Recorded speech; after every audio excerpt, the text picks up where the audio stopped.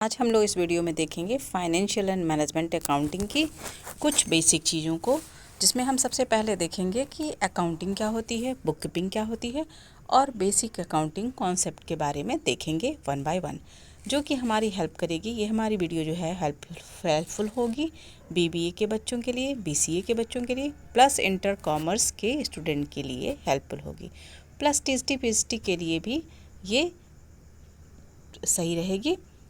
तो आइए देखते हैं फाइनेंशियल एंड मैनेजमेंट अकाउंटिंग।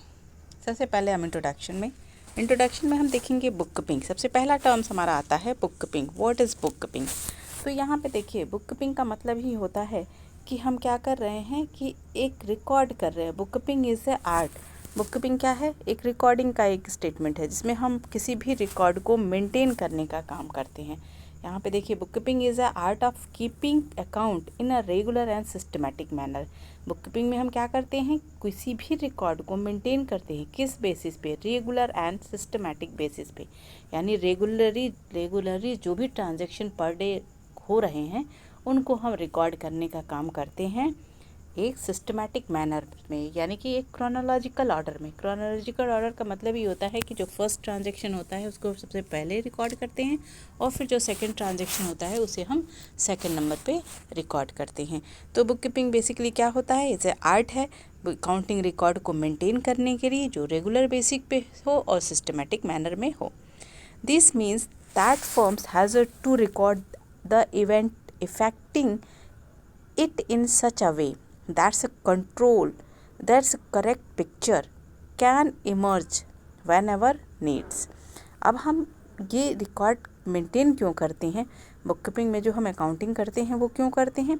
ताकि हमें जो भी रिक्वायरमेंट हो, जो भी हमारी नीड्स हो, वो चीज़ें हमें एज टाइम मिल जाए। जो भी हमने रिकॉर्ड मेंटेन किया है, जब भी हमें रिक्वायरमेंट हो उस ट्रांजैक्शन की, तो हम उसे सर्च कर सकें और आसानी से उस तक पहुंच सकें। They are big purchase of machinery worth ₹5 lakh and stationery worth 5 are both events. अगर हम क्या कर रहे हैं, कोई मशीनरी परचेज कर रहे हैं 5 लाख की, या फिर हम स्टेशनरी पे कोई अमाउंट खर्च कर रहे हैं, तो ये सारी क्या है? ये एक इवेंट्स है। This is systematic record of all events big and small is essential. चाहे वो जो हमारा ट्रांजैक्शन है वो बिग हो या स्मॉल हो, यानी बड़ी अमाउंट हो या छोटी अमाउंट हो, वो चीज़ें मैटर नहीं करती, बट हमें क्या करना है? सिर्फ रिकॉर्ड करना है, चाहे वो बिग अमाउंट हो या स्मॉल अमाउंट हो। Book keeping and accountancy practically means the something, although the term accountancy is usually used for accounting worth of a higher order। आगे देखते हैं। Accounting is the art of recording, classifying and summarising in a significance manner in terms of money. अब हमने पहले देखा है कि book keeping क्या होता है। तो बुक कीपिंग क्या है? बेसिकली एक रिकॉर्ड करने का एक तरीका है जिसमें हम किसी भी रिकॉर्डिंग को, किसी भी ट्रांजैक्शन को डेली बेसिस पे रिकॉर्ड करते जाते हैं, और उसी का ही एक बड़ा रूप होता है अकाउंटिंग। तो अकाउंटिंग में हम क्या करते हैं? अकाउंटिंग में जो रिकॉर्ड हमारे रिकॉर्ड किए गए हैं उन्हीं से हम क्या करते हैं? क्लासिफिकेशन करते हैं, समराइजिंग करते हैं in a significance manner and in terms of money. जो भी अकाउंटिंग रिकॉर्ड होगा तो सबसे पहले वो टर्म्स ऑफ मनी होगा, यानी मनी में होना चाहिए। मनी मेजरमेंट कॉन्सेप्ट ये कहता है कि जो भी ट्रांजैक्शन मनी में हो उसे ही हम अपने बुक्स ऑफ अकाउंट में रिकॉर्ड करेंगे, अदर थिंग्स को हम क्या करेंगे? अवॉइड करेंगे। तो यहाँ पे कह रहा है कि अकाउंटिंग क्या है? Accounting is the art of recording. Accounting में हम सबसे पहले रिकॉर्ड करते हैं, सेकंड हमारा स्टेप होता है क्लासिफिकेशन करना, and third summarising in a significance manner. तो अब जब हम रिकॉर्डिंग करते हैं तो रिकॉर्डिंग हम क्या करते हैं? इसके लिए हम बनाते हैं एक जनरल अकाउंट, और फिर जब हम क्लासिफिकेशन करते हैं तो उसमें हम बनाते हैं लेज़र, और समराइजिंग करने में कि क्या बनाते हैं? हम एक बनाते हैं ट्रायल बैलेंस। तो ये 3 रिकॉर्ड हम मेंटेन करते हैं अकाउंटिंग में। अब आइए हम देखते हैं कि बेसिक अकाउंटिंग कॉन्सेप्ट क्या होता है। और कॉन्सेप्ट का मतलब ही होता है कि एक क्लस्टर होता है रूल रेगुलेशन का। क्लस्टर यानी कि एक गुच्छा किस चीज़ का है? रूल्स एंड रेगुलेशन का, जिसके बेसिस पे हम क्या करते हैं? अपने अकाउंटिंग रिकॉर्ड को मेंटेन करते हैं। कोई भी चीज़ आप करते जाते हैं तो उसके लिए कोई ना कोई रूल रेगुलेशन होता है। उसी तरह से अकाउंटिंग को करने के लिए भी क्या होता है, एक रूल रेगुलेशन प्रोवाइड किया गया है और इस रूल रेगुलेशन को ही हम बोलते हैं बेसिक अकाउंटिंग कॉन्सेप्ट। तो हम आइए वन बाय वन कॉन्सेप्ट को देखते हैं कि अकाउंटिंग कॉन्सेप्ट होता क्या है। सबसे पहला कॉन्सेप्ट है बिजनेस एंटिटी कॉन्सेप्ट। पहला कॉन्सेप्ट हमारा क्या कहता है, बिजनेस एंटिटी कॉन्सेप्ट। ये कॉन्सेप्ट क्या कहता है, accountants treats a businessman and distance from the person who own it then become possible to correct transaction of the business with the proprietor also without such an distribution. The effect of firm will be all mixed up with the private effort of the proprietor and the true picture of the firm will not be available. अब देखिए ये concept क्या कह रहा है कि ये कह रहा है बेसिकली इसमें दो ही शब्द हमने देखा है कि business is an distinct from the person. Business यहाँ पे हम अलग उसको कंसीडर करेंगे और ओनर्स को हम यहाँ अलग देखेंगे। दो शब्द हमें मिले हैं, businessman and owner.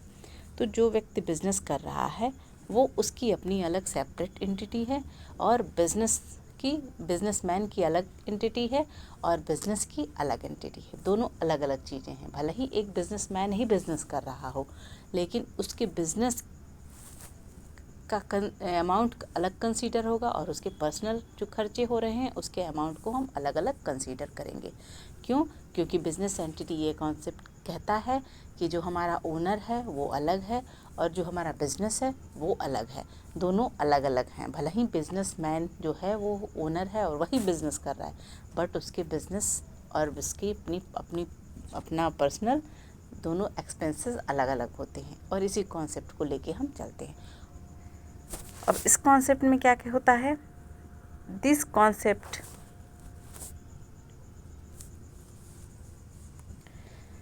concept has now been extended to accounting separately for various division for firms in order to ascertain the result of each division separately. It has been immense value in determining result by each responsible center responsibility account. एक हम लोग बाद में क्या करते हैं, एक responsibility account भी बनाते हैं जो कि हमारे कोर्स में, आप लोगों के कोर्स में नहीं है बट एक जब आगे की क्लासेस में हमें रिस्पॉन्सिबिलिटी अकाउंट भी बनाया था जिसमें रिस्पॉन्सिबिलिटी बताई जाती है कि किसकी रिस्पॉन्सिबिलिटी है। लेकिन फ़िलहाल हमें यहाँ सिर्फ यही समझना है कि बिज़नेस एंटिटी कॉन्सेप्ट ये कहता है कि हमने क्या किया, बिज़नेस हमारा अलग है और बिज़नेस करने वाला अलग है। दोनों के लिए दोनों की सेपरेट अमाउंट को कंसीडर करेंगे। फॉर एग्ज़ाम्पल अगर हमारा बिजनेसमैन अपने पर्सनल खर्चे के लिए कोई पैसा निकालता है तो उसे हम बिज़नेस के खर्चे न मान के हम उस खर्चे को उसके पर्सनल खर्चे में ही कंसीडर करेंगे। ये किस कॉन्सेप्ट के तहत हम लेके चलते हैं, ये बिज़नेस एंटिटी कॉन्सेप्ट के तहत ये हम लेके चलते हैं। अगला कॉन्सेप्ट हमारा है money measurement concept. Next concept हमारा कहता है money measurement accounting record only those transaction which are being expressed in monetary terms. यानी जो भी अकाउंटिंग रिकॉर्ड हम मेंटेन करने जा रहे हैं अगर वो मॉनेटरी टर्म में है तो हम उसे अगर लिखेंगे, अदरवाइज़ हम उसे इग्नोर करेंगे। Through quantitative record are also kept. यानी क्वांटिटेटिव होना चाहिए, क्वालिटेटिव नहीं होना चाहिए। क्वांटिटेटिव का मतलब ही होता है कि जो पैसे में मेजर किया जा सके और क्वालिटेटिव मतलब किसी की क्वालिटी को हम पैसे में मेज़र नहीं कर सकते। An even through important like quarrel between the production manager and the sales manager। Suppose करिए कि आपका क्या होता है, किसी विवाद हो जाता है आपस में, किसके बीच में, production manager and sales manager के बीच में। will not be recorded unless its monetary effect can be measured at a fair degree of accountancy. It should be remembered that money enable various things of diverse nature is added up through and deals with the use of building and use of the clerical service can be appraised only through the। अब देखिए यहाँ पे क्या कह रहे हैं ना कि प्रोडक्शन मैनेजर और सेल्स मैनेजर के बीच में अगर कोई विवाद होता है तो वो भले ही हमारे बिज़नेस के ऊपर इफेक्ट तो डालेगा ही, नो डाउट ये इससे हमारा बिज़नेस प्रभावित होगा, बट क्या है इसे हम अकाउंटिंग रिकॉर्ड में मेंटेन नहीं करेंगे, क्योंकि इस तरह के कॉन्फ्लिक्ट को या इस तरह के विवाद को हम पैसे में कंसीडर ही नहीं कर सकते, पैसे में उसको मेज़र नहीं कर सकते।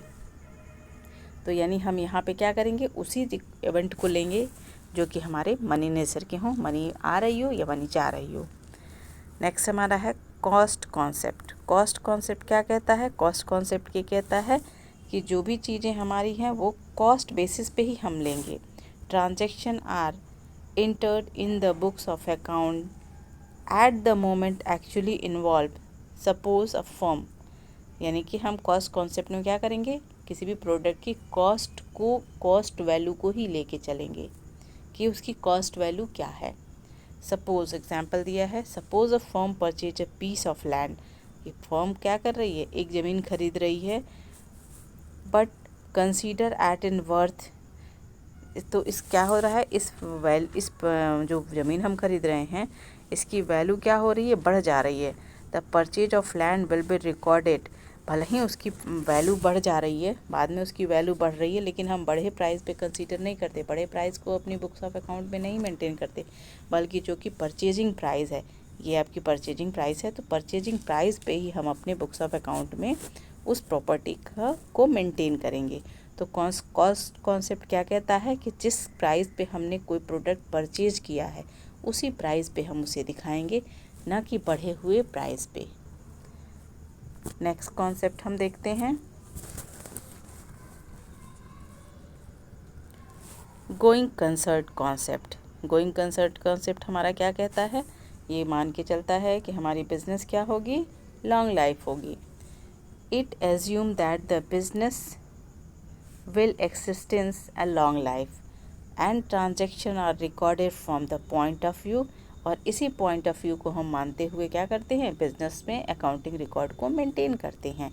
It is this that necessitates distance between expenditure that will render benefit over long period and the whose benefit will be executed quickly, say within the year। Of course, it is a certain that the business will exist only for a limited time and the accounting record will keep the expected life in view। A firm is said to be going concern when there is neither the intention nor the necessity to wind up। यानी कि कह रहे हैं, क्या कह रहे हैं, ये कह रहे हैं कि चूँकि लॉन्ग टर्म मानते हुए हम क्या करते हैं, कहीं भी हैवी अमाउंट इन्वेस्ट कर देते हैं, और उस हैवी अमाउंट को इन्वेस्ट तो भले ही एक ही बार करते हैं, बट उसे हम रिलीज़ कैसे करते हैं, एक लिमिटेड अमाउंट में, पर ईयर हम उसके बेनिफिट को निकालते रहते हैं। और फर्म गोइंग कंसर्ट कॉन्सेप्ट को ही मानते हुए क्या करते हैं, हम बिजनेस के लंबी अमाउंट एंड वाइंडिंग अप के समय तक हम उस अमाउंट को विथड्रॉ करते रहते हैं। यानी आज हमने अभी गोइंग कंसर्ट कॉन्सेप्ट में क्या समझा, गोइंग कंसर्ट कॉन्सेप्ट ये मान के चलता है कि हमारे बिजनेस की लाइफ क्या होगी, लॉन्ग लाइफ होगी, और लॉन्ग लाइफ मानते हुए हम क्या करते हैं, हैवी अमाउंट, कोई भी हैवी अमाउंट हम इन्वेस्ट कर देते हैं स्टार्टिंग में ही। अगला कॉन्सेप्ट हमारा है dual aspect concept. Dual aspect concept क्या कहता है कि किसी भी ट्रांजैक्शन के to aspect of a business, किसी भी जो भी एक ट्रांजैक्शन होगा, यानी लेन देन जो होगा, ट्रांजैक्शन का मतलब ये होता है जो लेन देन यानी परचेजिंग और सेलिंग, इस ट्रांजैक्शन के टू इफ़ेक्ट होंगे। पहला क्या होगा, एक डेबिट होगा और दूसरा क्रेडिट होगा। Sometime the assets has been given up the obligation to pay for it is arisen, there has been a profit letting the increase the amount that businessman own to the properties। यानी क्या होता है, पर transaction में two sided affected होते हैं, एक व्यक्ति डेबिट होता है और दूसरा क्रेडिट होता है। और इसी कॉन्सेप्ट के तहत जब हम बैलेंस शीट बनाते हैं तो इसमें क्या होता है, बैलेंस शीट में asset is equal to liability plus capital, और इसी फॉर्मूले को अगर हम चेंज कर देते हैं तो capital is equal to assets minus liability होता है। आगे हम देखते हैं रियलाइजेशन कॉन्सेप्ट। रियलाइजेशन कॉन्सेप्ट क्या कहता है? रियलाइजेशन कॉन्सेप्ट ये कहता है कि accounting is a historical record of transaction. Historical record, realisation में क्या करते हैं हम? हिस्टोरिकल रिकॉर्ड रखते हैं। हिस्टोरिकल यानी हम पुराने प्राइस पे ही रखते हैं।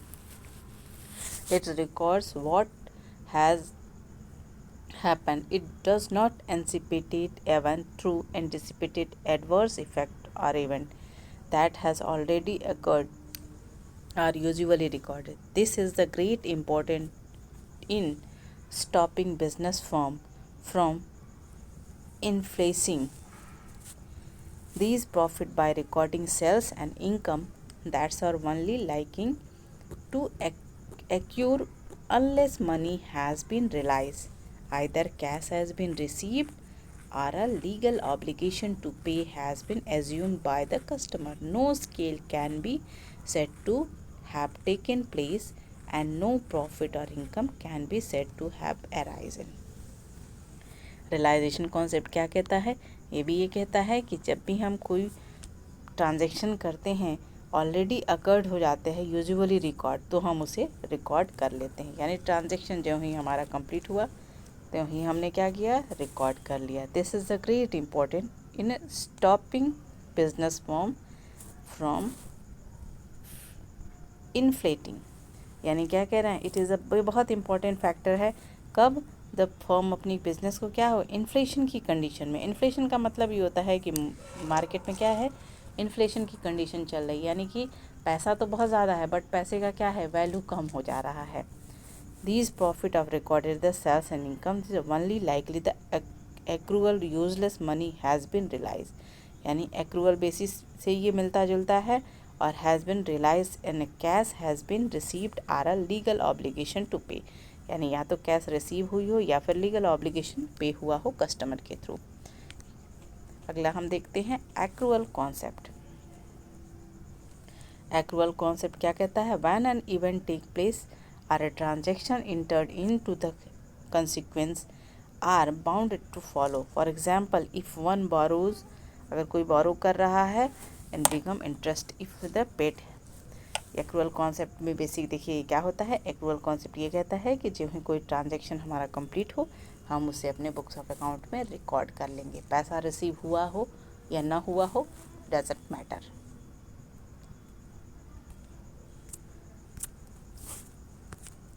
आगे हम देखते हैं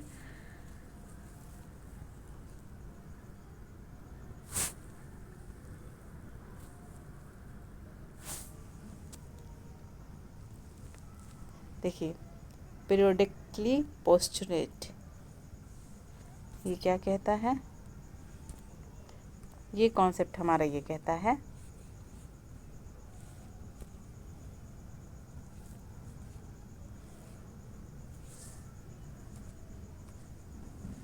ये कॉन्सेप्ट कहता है truly speaking the measurement of income of business entity can be accurately made only when it is a liquidate.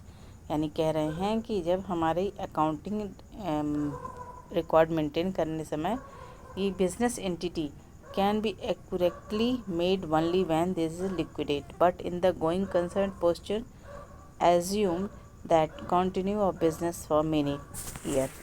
यानी क्या कह रहा है कि जैसे हमने क्या किया, ये पीरियड कॉन्सेप्ट के तहत है कि हमने क्या किया? अकाउंटिंग पीरियड को 12 मंथ में डिवाइड कर दिया।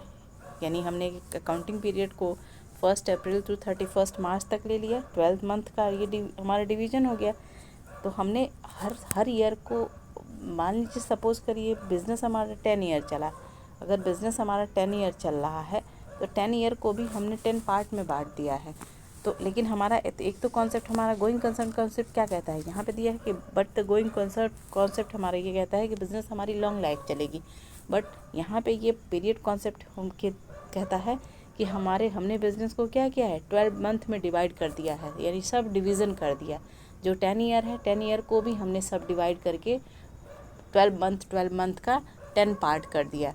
तो इसी को कहते हैं पीरियोडिसिटी पोस्चुरेट। नेक्स्ट हमारा कॉन्सेप्ट है मैचिंग कॉन्सेप्ट। मैचिंग कॉन्सेप्ट क्या कहता है कि हमें मैच करते हुए चलना है। किस चीज़ को मैच करना है? अपने रेवेन्यू और अपने एक्सपेंसेस को। Matching concept is based on periodic postal the primary object of businessman to earn profit. It is for the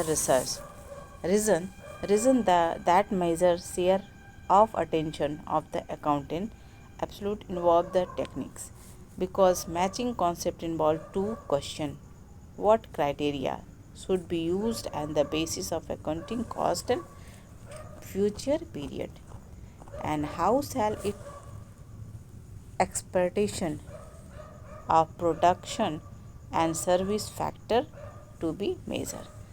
यानी हम क्या करेंगे? मैचिंग कॉन्सेप्ट में हम एक्सपेंसेस और इनकम को हम मैच करते हुए चलेंगे। तो ये हमारा है मैचिंग कॉन्सेप्ट। Thank you.